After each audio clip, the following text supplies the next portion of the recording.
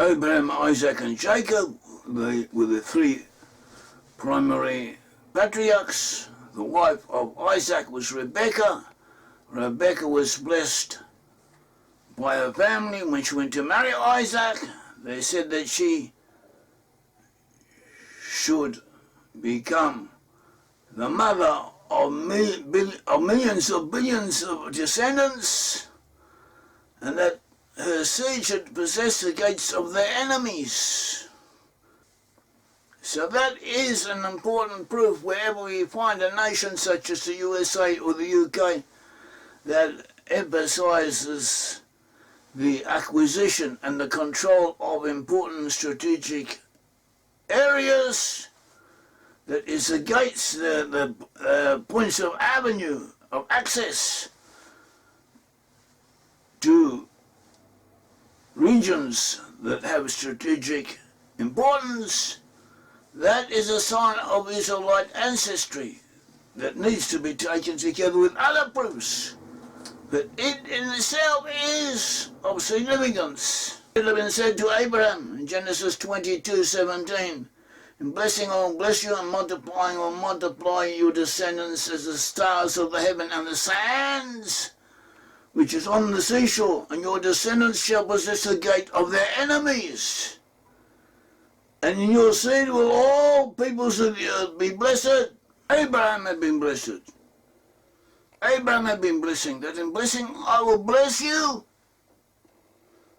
and multiplying I will multiply your descendants as the stars of the heaven, as the sand which is on the seashore. Later Rebekah was blessed.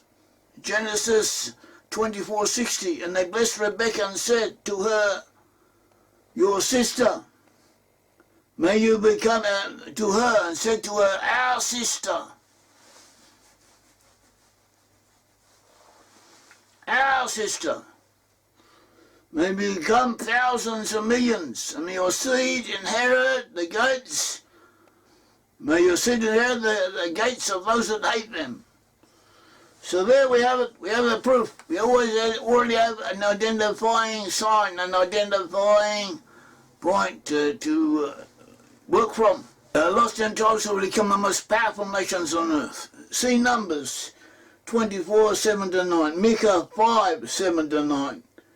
They were to rule the oceans. See Numbers 24:7. To control major strategic passes, as we said. They were to be the policeman of the globe. To be the policeman of the globe. See Jeremiah 51:20. Zechariah 10:7. This is what the lost ten tribes nations we identified with the lost ten tribes have done. The Netherlands did it. After that, Britain did it. And after Britain, the USA has done it. And Britain and the USA especially, it is significant they do it because they relate to Joseph. France relates more to Reuben, and the Netherlands to Zebulun. Also to be a civilizing influence on the earth, on the peoples of the earth. This too is an identifying factor. Abraham, Isaac and Jacob, the patriarchs. Jacob is the forefather of the 12 tribes. One of the tribes was Joseph, and he gave a special blessing to Joseph. It says, in Genesis 48 it says, "And Jacob said to Joseph, Almighty God who appeared to me in Luz in the land of Canaan. And he blessed me, and he said to me, Behold, I will make you fruitful, and will cause you to multiply. And I will make you to be a congregation of peoples, an assembly of peoples. And I will give this land to your seed after you for an everlasting inheritance. And now as for your 2 sons, which were born to you the land of Egypt, until I came to you to the land of Egypt, they are mine. Ephraim and Manasseh shall be mine, like Reuben and Simeon. Each of Ephraim and Manasseh were to be considered separate tribes in their own right. And it says, but your children, that if you beget after them, the children that you beget after them, shall be yours, by their brothers shall they be called in their inheritance. So there are differences of opinion on this matter, but there are opinions, and it sounds like this is how it is, that in addition to Ephraim and Manasseh, Joseph had other sons, and these other sons were to be part of the Israelite tribes, but they were to have a blessing the same as theirs, and not a special blessing like Joseph was receiving. And this is a subject for a future talk dedicated to this subject. After that, Jacob blessed Ephraim and Manasseh separately, gave each of them their blessing. We find in Genesis 48. And he blessed Joseph and said, in verse 15, Genesis 48 verse 15, God before whom my fathers Abraham and Isaac walked, God has sustained me for as long as I live until this day. May the angel who redeemed me from all harm bless the youths, bless the lads. May they be called by not my name, in the name of my fathers Abraham and Isaac. And may they multiply may they multiply abundantly like fish, and may they multiply abundantly like fish in the midst of the land. And then he says, and I have given you one portion over your brothers, which I took from the hand of the Amorite with my sword and my bow. So he says he's given an extra portion to Joseph. Later he says in chapter 49, a charming son is Joseph, a son charming to the eye of the women who strode along to see him. They heaped bitterness upon him and became quarrelsome. Yea, archers despised him. But his bow was strongly established, and his arms were guided from the hands of the mighty one of Jacob, the rock of Israel. From there he sustained the rock of Israel, from the God of your father, and he will help you, and with the Almighty, and he will bless you with the blessings of the Father, heavens above, the blessings of the deep lying below, the blessings of your father and mother. The blessings of your father surpass the blessings of my parents, until the ends of the everlasting hills. May they come to Joseph's head and to the crown of the head of the one who is separated from his brothers. This last point in Genesis 49:26, he emphasizes it. He says, the blessings of your father, that is me, surpass the blessings of my parents, that is my parents, until the ends of the everlasting hills. In other words, he gave an extra blessing, an extra special blessing to Joseph, way, way above that given to the other tribes. That's what the Bible says. Look it up. It's there. Genesis 49, verse 26. So too in the book of Jeremiah we find, in the book of Jeremiah, chapter 51, the portion of Jacob is not like them, for he is the maker of all things.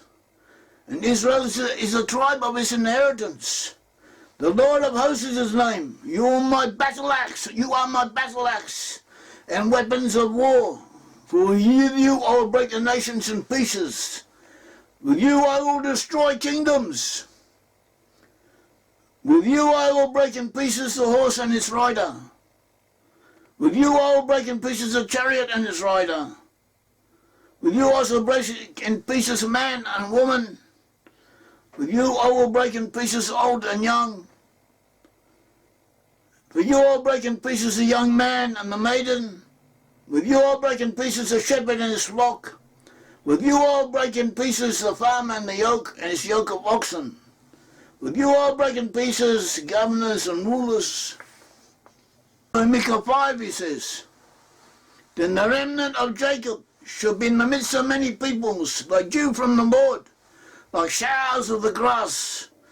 that tarry for no man, nor wait for the sons of men. And the remnant of Jacob shall be among the Gentiles, in the midst of many peoples, like a lion among the beasts of the earth, like a lion among the beasts of the forest,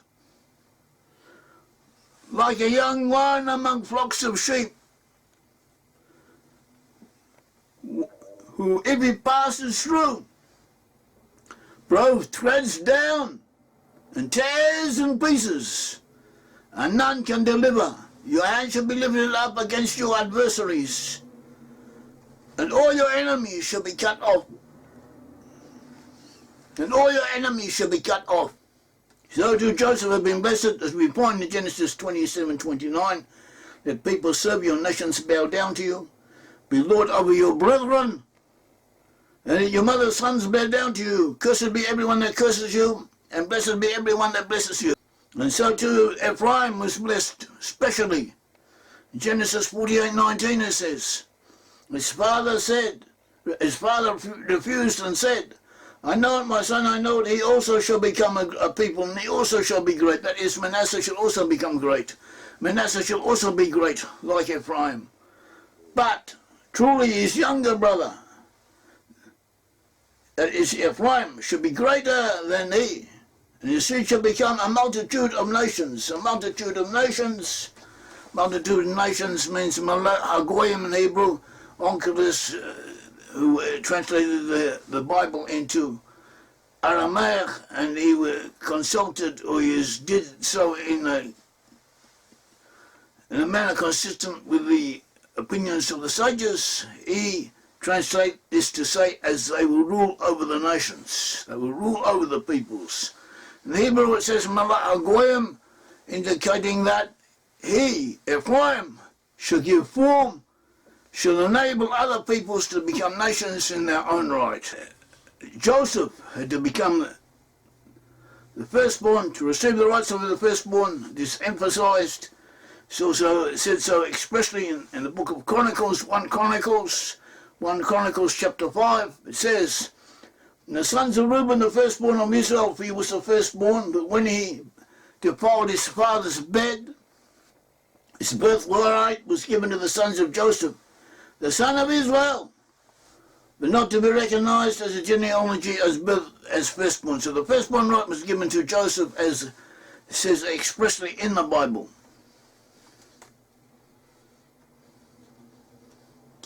And as we said, it says, Jacob said, the blessings of your father, that is me, surpassed the blessings of my parents, that is Abraham and Isaac, until the ends of the everlasting hills. And they came to Joseph said, to the crown of the one who was separated from his brethren. That is Joseph, Ephraim and Manasseh received a separate blessing of their own. Moses predicted concerning Joseph, Deuteronomy 23, Deuteronomy 33, verses 13 to 17. And of Joseph he said, blessed be the Lord by the law, blessed of the Lord be his land.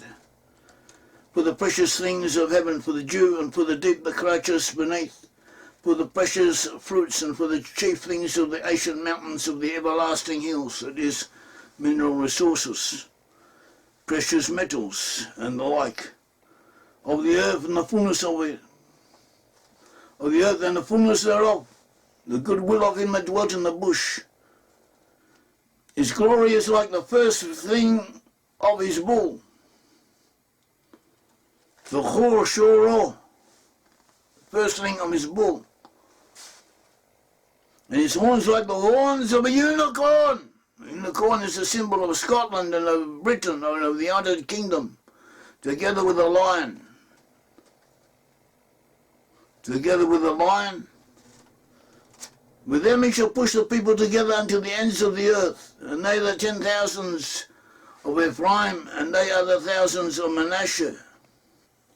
Isaiah 49, 6 says, Isaiah chapter 49, verse 6 says, and he said, it is a light thing that you should be my servant, to raise up the tribes of Jacob, and to restore the preserved of Israel.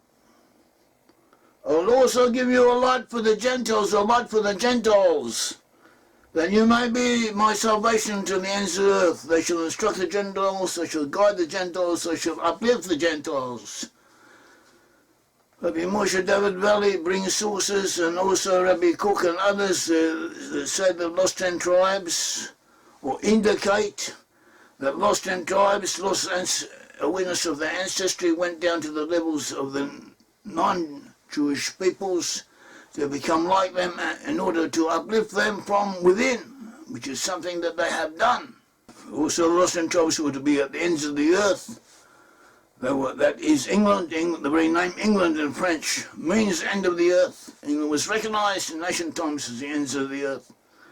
Also, America may be considered the ends of the earth. So to Australia and New Zealand, they were mainly to be to the north and west of the land of Israel, as most of them are. There are numerous other proofs and indications confirming our identification of the English-speaking peoples with the lost 10 tribes, especially with the tribes of Joseph, Ephraim and Manasseh, as God willing we will show in future talks.